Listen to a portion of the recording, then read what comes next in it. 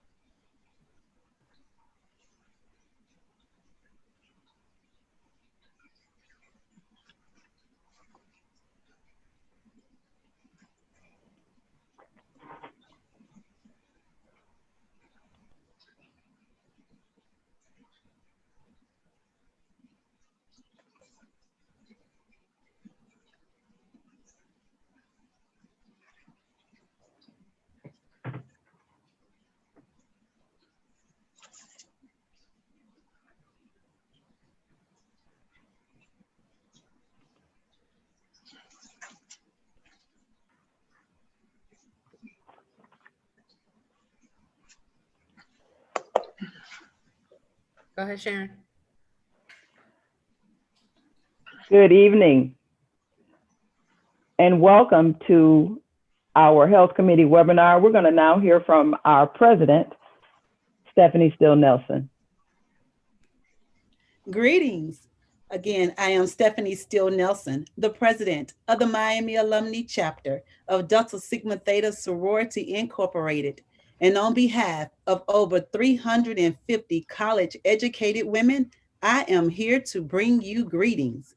As some of you may know, Delta Sigma Theta Sorority Incorporated was founded January 13, 1913 by 22 courageous women on the campus of Howard University in Washington, D.C. Delta Sigma Theta Sorority Incorporated is an organization of college-educated women committed to the constructive development of its members and to public service with the primary focus on the Black community. Delta Sigma Theta is a private, not-for-profit organization whose purpose is to provide assistance and support through established programs in local communities and throughout the world. The Miami Alumni Chapter has been doing just that for 80 years in the Miami-Dade County community. The Miami Alumni Chapter gives away $30,000 in scholarships annually. We have economic forums, political forums, as well as educational forums for the Miami-Dade County community. We also have 5 mentoring programs for kindergarten through 12th grade. We are here to serve this community. And tonight's program is just another way that we do just that. And if you would like to continue to support the Miami Alumni Chapter, we will have a scholarship fundraiser Friday, December 18, 2020, from 8 p.m. to 10 p.m. The cost is only $30. And you will have a chance to win a $250 gift card tree and $500 cash. I look forward to seeing you there. So again, on behalf of the Miami Alumni Chapter of Delta Sigma Theta Sorority Incorporated, I welcome you to this event.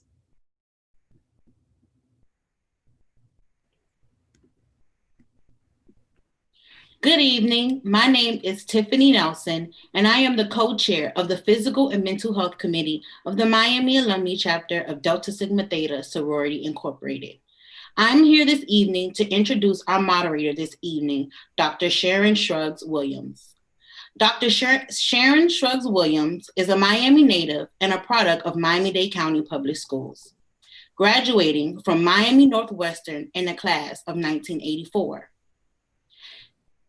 She attended the University of Florida and earned a bachelor's degree in English and a master's degree in secondary education. She later earned her doctorate degree in curriculum and instruction from Florida International University. Dr. Shrugs Williams taught high school English at Miami Palmetto Senior High for 10 years, and she has spent the last 20 years as a district instructional supervisor in the Department of English Language Arts for Miami-Dade County Public Schools. She is passionate about helping young people reach their full potential, especially in her role as a director of Christian education at the historic Mount Zion Missionary Baptist Church in Overtown. I introduce to you Dr. Sharon Shrugs Williams. Thank you so much. Thank you so much. I am so pleased to be able to serve as moderator for this very, very wonderful and awesome webinar. So our topic this evening is COVID-19 and the effect on educating students in these unprecedented times. We are so proud and happy to have 4 distinguished panelists with us this evening. Our first panelist is Brittany Marie Harris, and she is a higher education professional who is dedicated to helping her college students boost their confidence and lead powerfully and courageously. Brittany knows all too well about courage. In the fall of 2013, she took a leap of faith and moved to China alone. This experience gave her the confidence to walk boldly and to pursue her dreams. She currently serves as an adjunct professor, and she is the coordinator of leadership at Florida Atlantic University. Brittany is also a keynote speaker and the CEO of Brittany Speaks LLC, where she facilitates public speaking workshops and training. Our second panelist is Mr. Kenny L. Sinnat, who was born in Lewis, Delaware. After his birth, Kenny moved with his family, his parents, back to Haiti until he was age 11. But then in 1998, his whole family decided to migrate and move back to the United States to start a new life. Kenny matriculated through the school system, excelling in African American history. During that time, he was amazed by his 9th grade history teacher, who was compassionate and helpful. This compassionate teacher helped Kenny to decide that he too wanted to become a history teacher so that he could help struggling students as he once was. After high school, he moved to Florida, where he attended Florida Memorial University, where he earned his bachelor's degree in elementary education and a master's degree in social sciences. Currently, Kenny continues to be very influential in the Haitian community, not just as a recognizable musician, but also as an active part of the community, both socially and politically. When he's not lesson planning and rehearsing, he's a mentor to young men from his former church. He participates in his local government, and he's currently nominated to serve as a committee board member for the city of Homestead. Our third panelist is Tia Bird. She is an undergraduate at Florida Atlantic University, majoring in health science with a concentration in global public and environmental studies. She is currently part of the university's Elite OWL Ambassador Program, which is a leadership initiative that focuses on teaching students how to become change agents on and off campus. She is a member of the exemplary Xi Epsilon chapter of Delta Sigma Theta Sorority Incorporated, and she currently serves as the South Florida State Facilitator for the Southern region. Her aspirations for the future include pursuing a master's degree in public health in order to become an epidemiologist, and we certainly need those folks right about now. She wants to work alongside nonprofits and focus on making healthcare resources more accessible for minority communities. Her purpose is to inspire individuals to actively invest within their health and wellness and to show commitment towards loving who they are and to have faith in their creative abilities. One of her favorite quotes comes from Muhammad Ali, in which he says, "What you're thinking is what you're becoming." And our last panelist is Mr. William Aristide.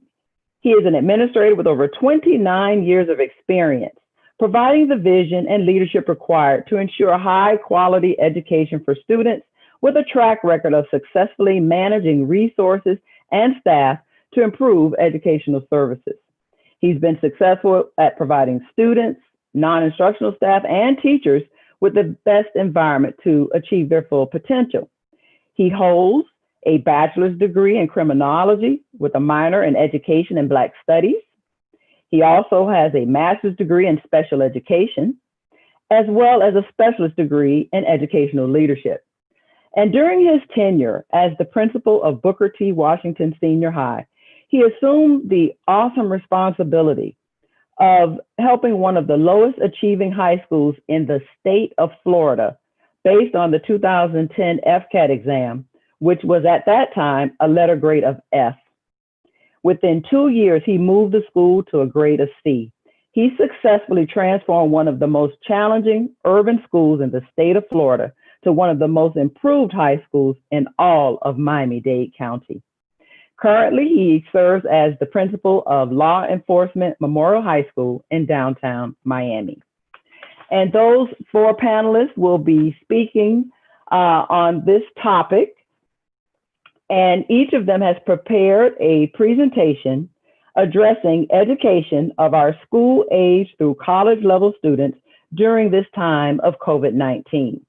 So we're going to start with Ms. Harris, and we're going to hear from her as she speaks about this topic from the higher education perspective. Ms. Harris?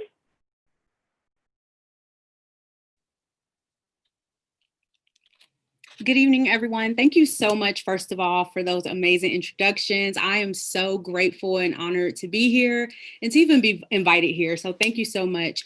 So imagine or remember what it was like when you were 18 years old and you were wet behind the ears. You were so excited to go away to school because you couldn't wait to be grown. You couldn't wait to be an adult. You couldn't wait to leave your parents' house. They got on your nerves. Or when you were in your senior year, you were in your last semester of school and you wanted to experience your last homecoming, your last football season, just your last few memories as kind of a careless, fun young adult. And then all of that suddenly ends because there's a pandemic. And that is what our college students are currently facing. There's a difference between choosing change, right? I'm choosing to walk into this change or make this change in my life because I know it's going to benefit me versus being forced into change. And again, our students are currently in that position as we speak, as well as our professors and instructors and professional staff as a whole. Think about just the adjustment. Everyone has had to adjust. My class in particular was designed to be experiential, meaning it was designed to be face-to-face. The course was not designed to be behind a computer. So the activities, the conversations, everything was designed with the intent to experience it in front of one another. That is completely stopped. So having to adjust that, having to think outside of the box, okay, how can this activity that's meant to be fun, how can it translate to Zoom? How can it translate to a research paper, right? And can it really? So that's been a big adjustment. And then technology itself. The beautiful thing about colleges and universities, we already have online components. So we're not missing out in that regard, or it's not such a huge adjustment in that way. But think about your professors who have never had to rely on Zoom, or who still to this day carry around the grade books, the old school grade books where you manually write into them, but now you have to submit everything on the internet, right? So it's definitely an adjustment for all of us. And then for the students, the social skills, of course, you're missing out. How can you make friends on the computer? How can you get to know your roommates when they're not there because they decided to stay home and you're the only one? Or how can you get to know your floor mates? And just the fun, all of the fun that comes with the university experience outside of the academics, they're being robbed of that. But they're doing the best that they can. And then engagement is the biggest thing right now in higher ed. How do you keep these young adults focused on all of these classes, this curriculum that can be difficult, right? Have you ever taken microbiology on the internet? Probably not, because it's not designed for that. So it's a learning curve for all of us, definitely. And I would say the students as well as the professional staff, we are truly becoming a team. And the beauty is that as professional staff, we are no longer just the old adults or the professors with all the answers. We are too becoming students. And that is the beauty of this situation. Thank you so much, Ms. Harris. And we definitely know that our college students are certainly being faced with this challenge. And because they're being faced with this challenge, we know that it is definitely going to make them stronger individuals. We also know that our K-12 students are facing challenges as well during this time of COVID-19. And now we're going to hear from Mr. Sinnett, who is a middle school teacher, to share from this perspective.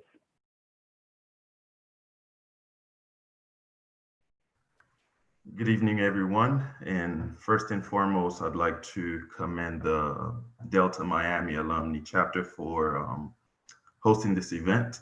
It is truly a pleasure to be a part of this forum to share my expertise on education of a school age through college level students during this time of COVID-19.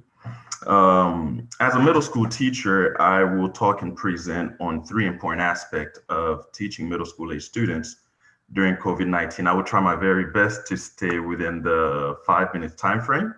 I'm going to talk about challenges of distance learning, challenges teachers face, as well as education separate and not equal. As we all know, we live in a time period where technology affects pretty much everything that we do, the way we communicate, the way we learn, the way even we socialize. Back in March with COVID-19, Miami-Dade schools transitioned to online education. But the main question automatically we began to ask was how many of our students were equipped or prepared for this transition? Nowadays, we all use technology. However, there's a difference between academic technology and social media technology. Yes, our students are savvy and uploading videos on TikTok and uploading photos on Facebook and Instagram. But how many of our students and middle school students are able to manipulate technology? I'm sorry, guys, my son just got up. I truly apologize. Sorry. Yes, to get back, how many of our students are able to manipulate technology for educational purposes? As we all know, teaching online is different when you're teaching face-to-face. How many of our students know how to save a document and submit it as an attachment? As a result, from March up until June, the focus hadn't been on teaching subject content areas, but the focus has really been on teaching technology. Sadly enough, many parents and even teachers share the same struggle. Many immigrant families have never touched a computer in their existence. Now they are faced with helping their kids with online education. So the real question is, how prepared were our students for this transition? I'm fortunate to be able to speak French, Creole, Spanish, and a little bit of Italian. So imagine you've tried to communicate with a person in a different language. That could be very frustrating, right? Well, this is the stage that many of our teachers are in. Many teachers, as I'd like to call them, kind of old school teachers, are having a hard time adapting to this new technology. Many students are struggling with using platforms such as Nearpod, Teams, OneNote to teach. As department head, I've seen grown men crying at the prospect that they may lose their job because they cannot adapt to teaching online. So we're faced with a dilemma where many of our students can't use the technology properly, and the teachers who are supposed to teach them cannot also use the technology. Many of our teachers need that hands-on experience. They need that face-to-face interaction to teach them how to use those platforms. So as a department head, it's very troubling to see a grown man like anxious about teaching, to see a grown woman very apprehensive about getting into the classroom to use the technology to teach their students. So can you imagine the impact not only this is having on the teacher as he or she is delivering the content, to also the students who's not even able to get on the technology properly. So another major issue that we all know if you've watched the news is that a lot of our students have been absent. And it's not their fault at some point. Some of them have not been able to log into the technology. They don't have access to internet. As you know, sometimes Comcast doesn't reach a certain area. Some parents, due to the fact that they owe previous billing or they had not paid a certain bill for the last couple of months, so they're unable to get access to internet. They're unable to connect to the internet. And majority of the students who've had this problem are minority students, or African Americans, or Haitian students, or Hispanic students. And now recently, we're back to face-to-face teaching, where parents are able to keep some students at home, or those of them who have to go back to work, bring their students back to school. I think Miami-Dade County Public Schools has done a great job at establishing protocols, to keep everybody safe. However, I teach 13, 14, 15 years old boys who doesn't know social distancing. You expecting 13, 14 years old boys not to chase little girls around and transition to classes. You expect 13, 14 years old boys not to high five each other in class, or not to talk about the football game last Sunday, or not to talk about the basketball game over the summer. So this is some of the troubles that I'm facing within the classroom, where those kids don't know how to social distance. The kids are not going to have a mask on all day. A lot of them already complain they cannot breathe. So what are you going to do? Write them up for not keeping their mask on? Kick them out of the classroom for not keeping their mask on? So this is a very challenging time for all of us, not only teachers, but for the students as well. And lastly, I want to talk about something that is very, very important, which is separate and not equal. Barbara Jordan, which is a Delta, said that education remains the key to both economic and political empowerment. A lot of these students who are affected, mainly educationally speaking, are African Americans. While students in more affluent communities are learning computer programming, computer coding, our students are barely getting into saving a PowerPoint, typing in Microsoft Word, sending their assignment as an attachment to their teacher. But meanwhile, students in affluent communities, once again, are coding.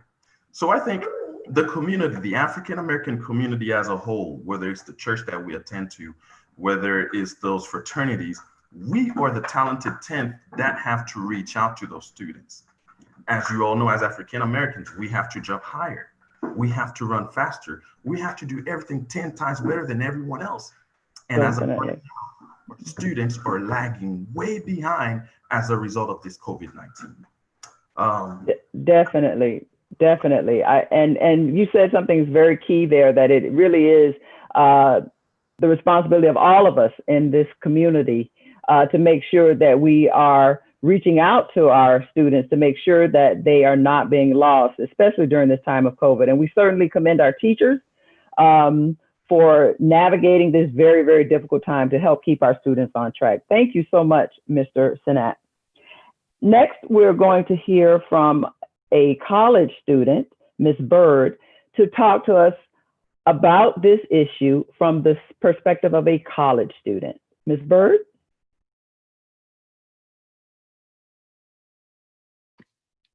Well, good evening, everyone. And I just want to say I'm extremely thankful for being here this evening. This is always a great initiative to be able to have the opportunity to come speak. So basically what I will be speaking on today are the keys to knocking out COVID-19. And basically I just gathered a series of just little tips I have used and learned to utilize during my time as a college student living on campus during the pandemic. So just a few key questions I would like for everyone to keep in mind. First and foremost, how can college campuses ensure the safety of students that attend their institutions during the pandemic?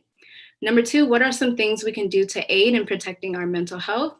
And number three, what role can technology play in helping college students stay connected in a virtual environment? So what are some ways in which college campuses can ensure that their students are safe? So the number one most important thing, in my opinion, is making sure that they practice transparency. So what kind of ways can we make sure that we are holding those college campuses accountable for making sure that they maintain their transparency? Maybe they can provide regular updates to students, faculty, and other campus workers on what preventative measures that they have been making in order to in order to ensure our safety. And also, are they properly educating safety risks as well? They could also maybe incorporate an emergency response team that tracks COVID-19 cases on campuses and also oversees that residence halls and other college facilities are properly sanitized. They could also offer COVID-19 testing sites on campus in order to make them more affordable and also accessible for students and workers that actually need them. So the first key for students, know what is going on around you and also within you.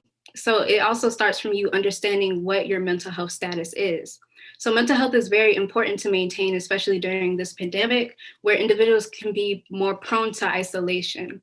So good initiatives to practice will be wellness checks, maybe having introspective talks with yourself and actually listening to the issues that are maybe happening within your body at the given time. Another good initiative is maybe taking a mental health assessment. Psychology Today actually has really good assessments that you can use and actually carry to a follow-up with a health professional, such as a mental health counselor or a licensed psychologist. And the second key, exercise your mind. So be creative with the extra time that you may have. So maybe it can come in the form of planning virtual events with friends, maybe even stores as well, and maybe family members too, to create more bonding time. This can also improve your social health. You can maybe even revamp some short or long-term goals that you may have. Another way is to improve your holistic well-being. So you can explore meditative exercises, practice mindfulness, or maybe do soul searching. You can also participate in artistic activities such as painting, journaling, and my favorite, music curation.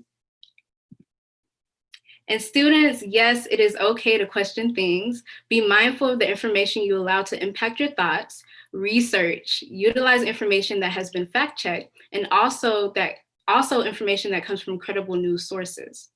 So stay up to date with national websites such as the Centers for Disease Control and Prevention or the World Health Organization as well. And for students living on campus, track the ratio of COVID-19 cases by visiting the campus website.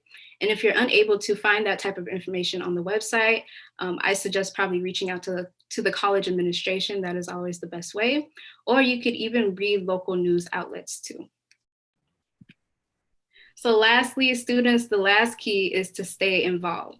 Just because we are in virtual settings, it does not mean that involvement has to stop.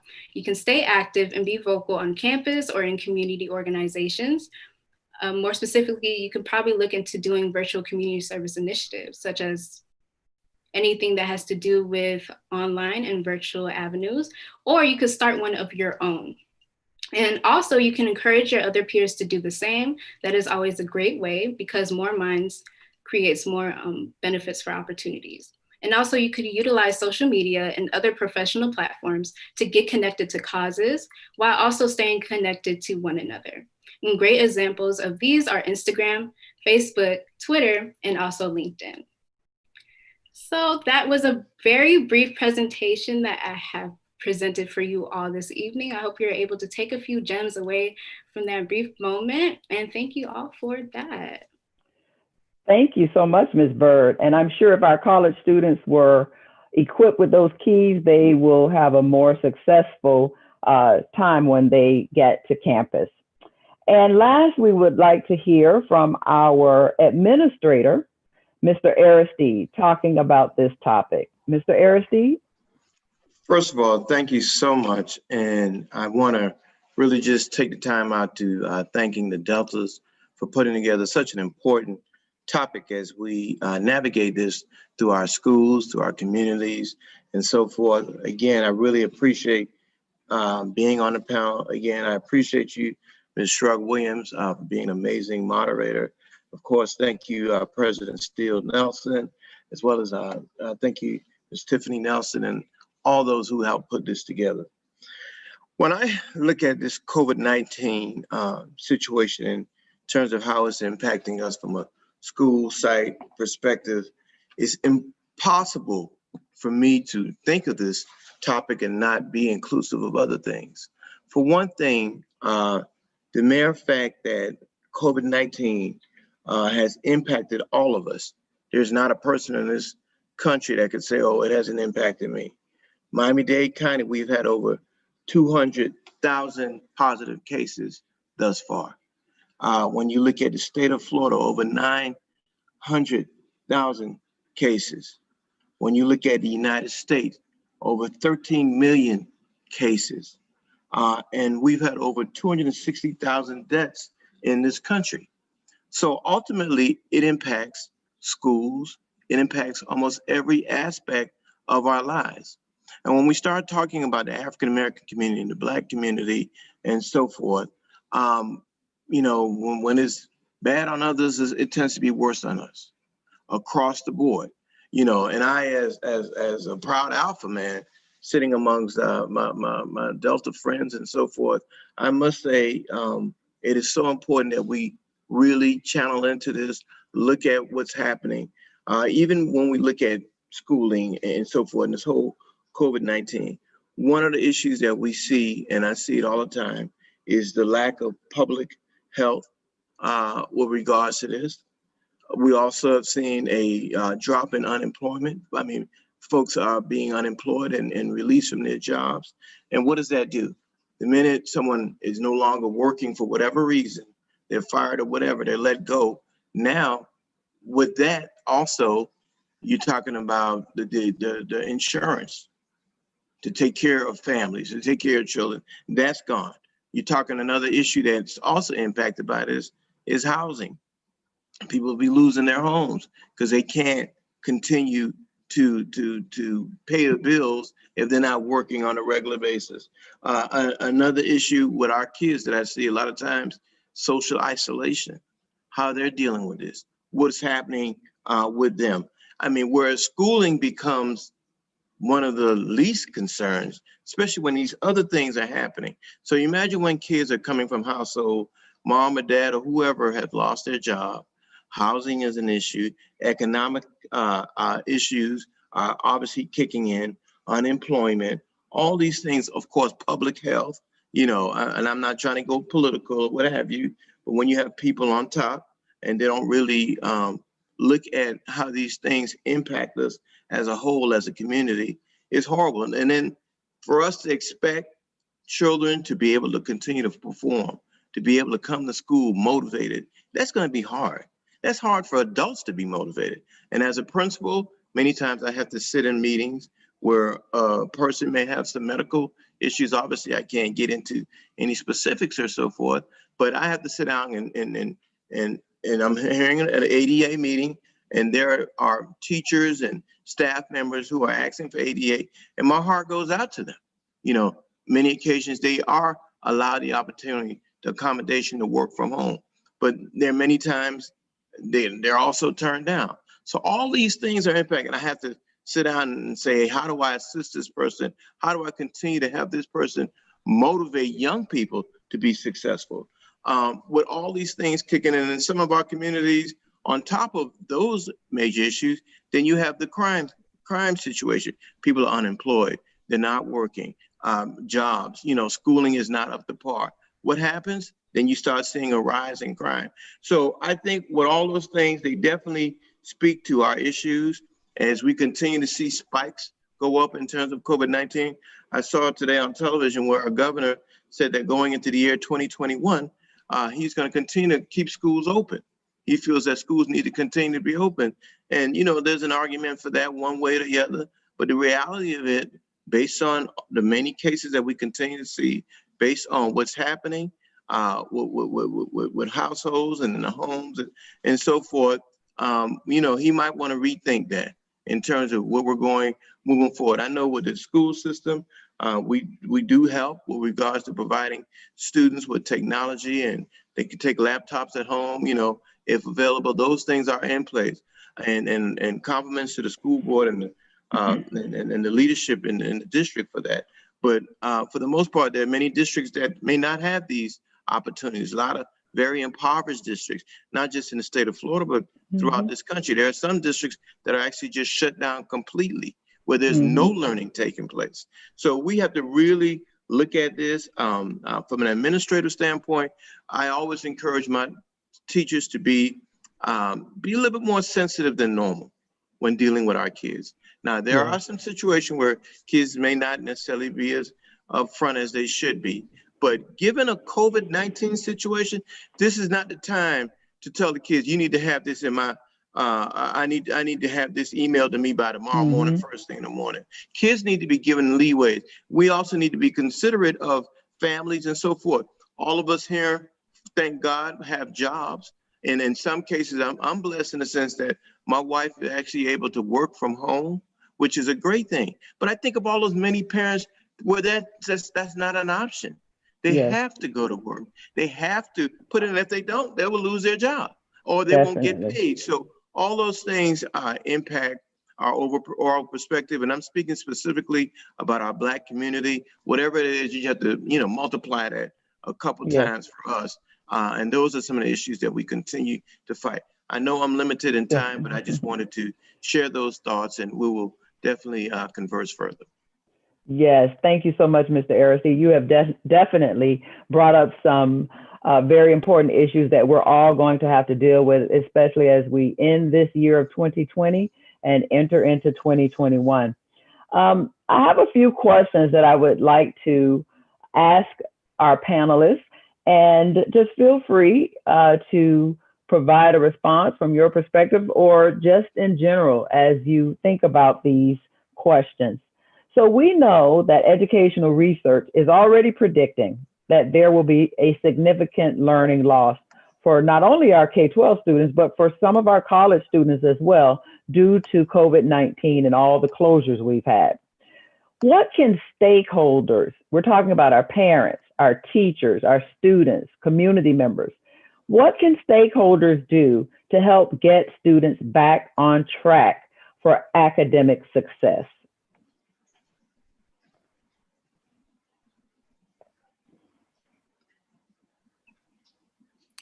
So in higher ed, this is an excellent question, by the way. In higher education, I would say, as I previously mentioned, a really good thing that works to our benefit is that online learning is not completely foreign, which is amazing. So we're already ahead of the game in that aspect. I would say as an instructor, we are going to have to scale back our course requirements, right? So every professor thinks that their course is super important, that all of your assignments are important, and they are. However, in this day and age, right, in the middle of a pandemic, we're gonna have to take out the fluff. Only serve the meat, eliminate the sides, right? Only serve the meat, eliminate the sides. What do the students actually need to know? What is of value? What is gonna help them master and excel at their subjects that they're choosing, at their majors, when they go into the workforce? What is actually important? And so in designing our syllabus in the upcoming semesters, thinking about that, what do they actually have to learn? Not how can we get a day off or a class off so we can just give them this busy work, but what's actually going to be important for them in their learning. And again, I teach leadership.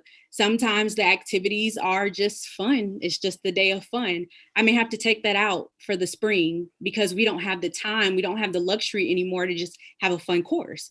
We have to have substance in our syllabus. And I know that we do. I definitely know that we do. But moving forward, just something to think about. Also, just checking in with the students, providing them with resources that we have, that we know of. I know for my students, I like to send out updates whenever I get it. If the university sends out something, a resource about the counseling center or an activity that's being put on by another department, I make sure I send that out to the students so they're aware of what's going on as well as update them. And then being understanding is the biggest thing. Being understanding. I had a student write me saying she was in the hospital. Could she have an extension? And I wrote her back and said, the only thing that I need you to do is get well. That's it. The assignment will be here. Grades are not due until December. It is the end of October. You'll be okay. We have to become more empathetic to our students and their needs and really, I think it's up to us as professional staff, because we're going to have to truly challenge the status quo more so now than we ever had, and challenge a lot of what we thought, or a lot of what is just traditionally passed on to us as instructors, right, and professors, so that way we can truly help our students get back on track.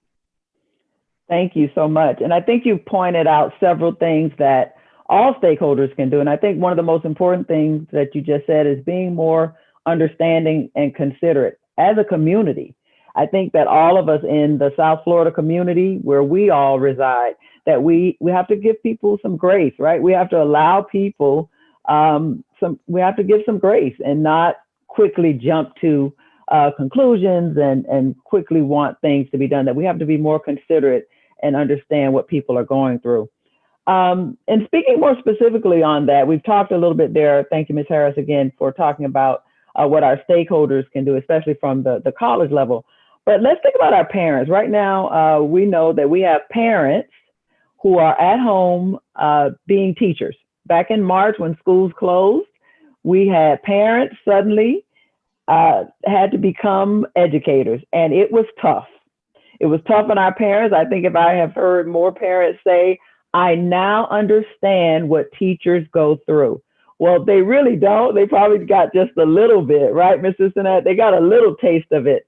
But parents now are having to navigate this very challenging task of helping to educate their students. What advice would you all give, any of you? What advice would you give to parents who are at home trying to help their elementary, secondary, and even college students be successful in a home environment rather than in a brick and mortar classroom? What can our parents do to make learning at home more successful? Dr. Scruggs-Williams, one of the things I would definitely say, one thing I always tell parents is that they're always going to be the first teacher of their children, no matter what. They're the first teachers. You know, we're secondary. We're in their lives for a year or two or what have you, and then they move on. But that parent's always going to be there. I mean, from an elementary age, I think one of the things that parents can do is have things such as reading night, family nights, where the parent and the child and if there are other siblings, they all could sit and they can read with each other and so forth. Perhaps turn that television off a little bit more. I know those things can help, especially when there are some gaps in terms of them not being face-to-face with a teacher like they're used to. There are things that they could do from a mathematics standpoint. Parents could actually work with their kids or find that family member. If you have younger kids and you have nieces or nephews who may be in middle or high school that's pretty bright, get them to be involved. Get other folks, even if you're not confident as a parent in terms of working academics with your child, but get other folks in your family that you may feel comfortable. Get church members that do these type of things on the side or what have you, but get individuals, college students, whoever it may be, to have them help you with regards to the holes that may be taking place. But parents are always the first and foremost teachers of children. My father used to always say, you know, I can't teach you what you learn in the classroom, but I'm going to teach you what you need to know for life. And those are the things that what we need to do, especially in the Black community, to make sure that our kids are doing what they're supposed to be successful. And I think if these type of things are happening on a more consistent basis, we will see some stronger results. Thank you. That is definitely some great advice. Go ahead, Mr. Sinnett. You want to add to that? Yeah, I just wanted to add a little bit to what Mr. Principal Aristide mentioned. Just like the old proverb said, it takes a village to raise a child. I think in these times, this proverb is definitely applicable to our circumstance. I think the first thing that parents must do is seek help if you need the help. Reach out to the schools. And I think especially this year, Miami-Dade County Public Schools has hired a lot more counselors to provide assistance, not just to students, but to parents who also need help. So reach out to your church. I know a lot of churches offering programs where they have internet access, they have computers, and for parents who are unable to assist their child or their children or who have to go to work, they can drop off their students at the church. There's internet access, there's adults to provide supervision. So seek the help if you need the help, because it is available. Yes, reach out, parents. Please reach out to the school system, reach out to your administrators and your teachers at your child's school. So let's take a look at the college perspective. And I have two college students at home. I have two 18-year-olds who did not get to go off to the University of Central Florida to experience the college experience. So thinking about now that we have this mandatory virtual learning on many campuses, from how has this impacted our college students that are missing out, many of them, on this college experience? We know that some of our college students have decided to take a gap year and just hold off a year.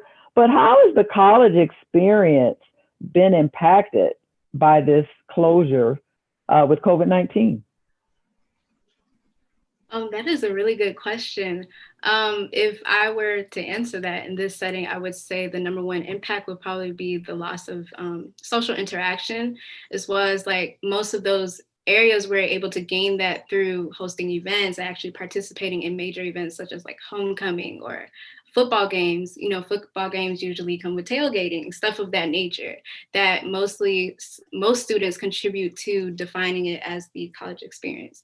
But honestly, looking at everything in like a holistic way, speaking, I feel like those things don't really define the overall college experience, because really college is what you make it to be. You know, you shouldn't let those things define it, because besides all that, you still have an education. A lot of people don't have access to having an education, much less going to college. So that is something to be, you know, very appreciative and even humble about as well. Another thing is that you have the opportunity to make change within your communities, which is more important, in my opinion, than actually going to those social activities and stuff. Mind you, those are amazing experiences. I know I've met a lot of like amazing people by going to those events and stuff. But all in all, like, even though we are in virtual platforms, I feel like we shouldn't let those losses define our overall college experience, because at the end of the day, we make it what it is. Thank you so much, Ms. Burby. That is perfect advice. Perfect advice. I'm definitely going to give that advice to my two college students. We also know that right now, the way things look, and we did, Ms. Arcee brought up the fact that our governor did speak today, but we know that the Florida Department of Education is forging ahead full force with high stakes testing. High stakes testing right now seems to be on track for the spring of 2021. So what can school site administrators do, Mr. Arcee, to make sure that our kids are going to be ready for FSA, end of course exams, and ultimately graduation? Are they going to be prepared to pass the test that they need in order to graduate? What's going to happen at the school sites? From the school site perspective, I think we're going to do whatever the district requests of us to do. We also know that the governor and the state of Florida has a big hand in what's happening, especially when it comes to high stake testing. What we can do is just continue to best prepare kids to the best of our abilities, still afford them extended learning opportunities for those who want to stay for after school tutoring or any type of extended learning opportunities, to make sure that extended learning doesn't always have to be face-to-face, but, you know, consider the virtual aspect of it, to make sure that the kids are as well prepared. But at the same time, we need to continue to consider the situation in which these kids are coming from, and the environment and so forth. My this is my personal opinion, I honestly don't feel that right now with the cases going up and up as we continue to see, I don't know if face-to-face is the best thing for us right now. However, that's where the governor continues to push. So we have to just adjust to it. We have to work with these kids. We have to develop those relationships because we're going to need the parents more than ever to help support some of the things that we're doing on the school side.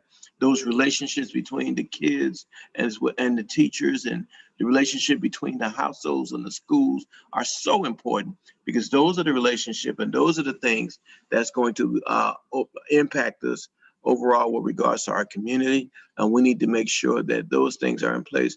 But at the same time, be considerate of the kids, but yet keep up high standards in terms of expectations. But at the same time, although we're keeping up high expectations, but we want to, again, be considerate of their situations. Thank you so much, which leads to our last question, specifically focusing in on the African American community, which we know that the African American community has been impacted by COVID-19, not only in the health area, but as well in education and economically.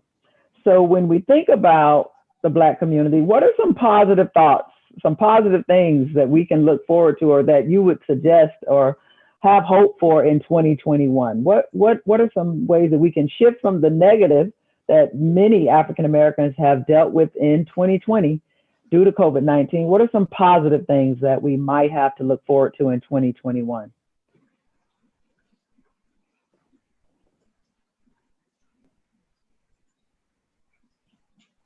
Well, I would say briefly that if anything, it has opened our eyes about our situation academically. As I stated earlier, that a lot of our students who, I think 90% of schools who are mainly African Americans are titled ETO schools or transformational schools.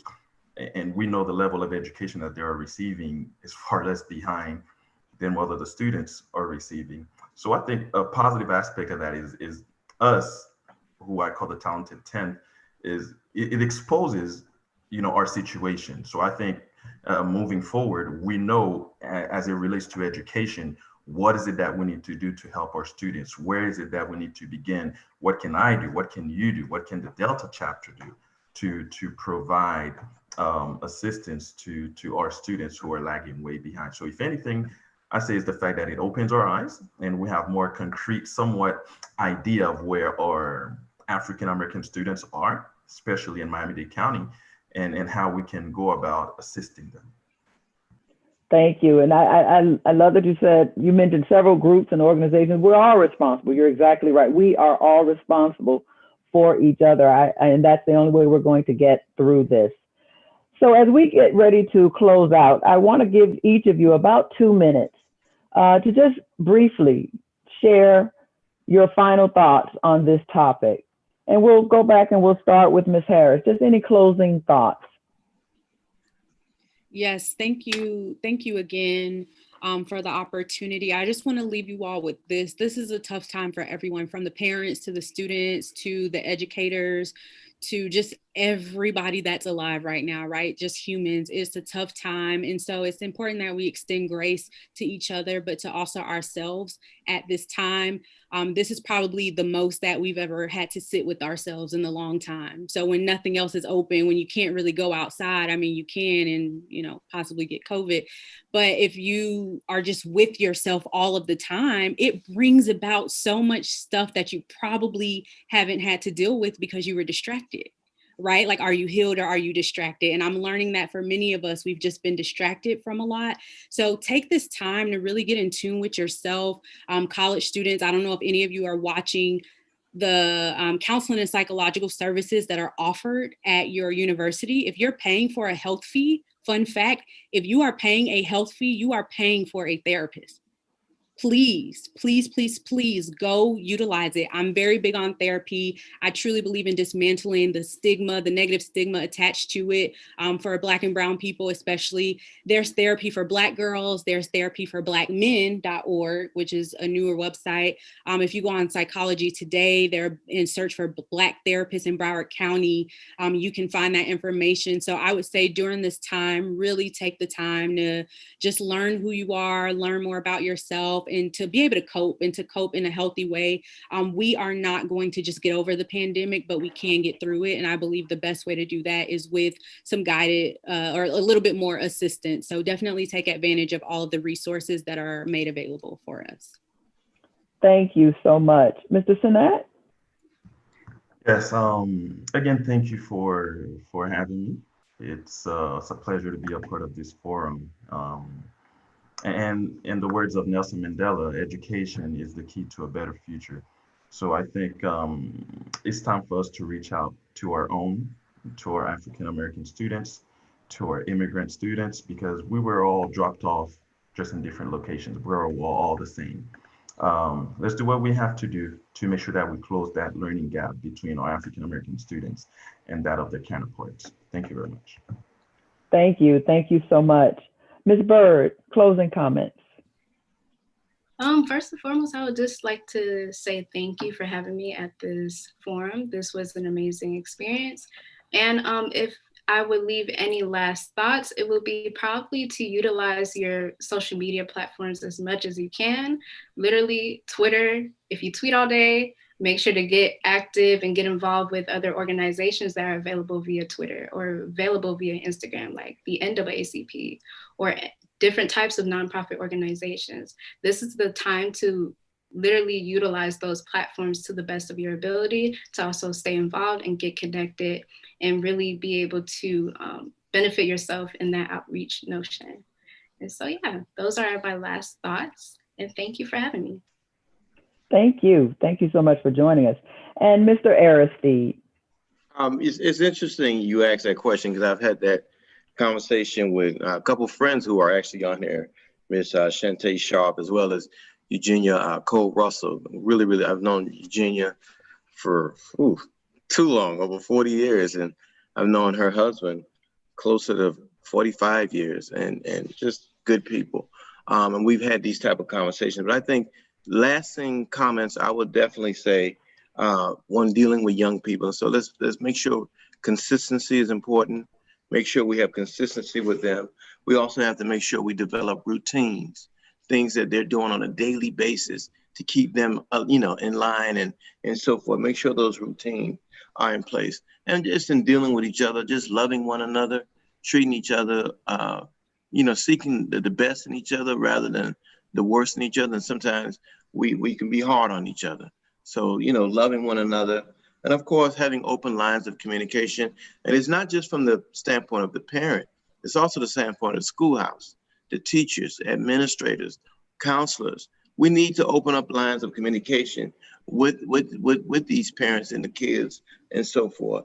And of course, healthy mental practices and so forth. That is so important. What's interesting, in some of our schools, very impoverished schools, the only counseling a lot of our kids may get comes in the form of the school counselor. The parents cannot afford that, but it is like was said earlier by another panel, it is so important, it's vitally important for us to have these type of things. I worked at schools where we had clinic, and the only health care the kids would get is when they go to the clinic to see the RN. And that is really, really tough. Yeah, that's another story altogether. But with all that being said, those are things that we need to do. Continue to push education, continue to strive for education, continue to push for greatness, and most importantly, stay safe. Thank you. Thank you so much. And all of you have provided some wonderful information, your expertise, your positive thoughts. I know that those people who have had an opportunity to tune in this evening have been rewarded. And we want to just thank each and every one of you for joining us again and helping us to focus on such a very important topic. And let's just remember again that if we all stick together and take care of each other, that we definitely will get through this.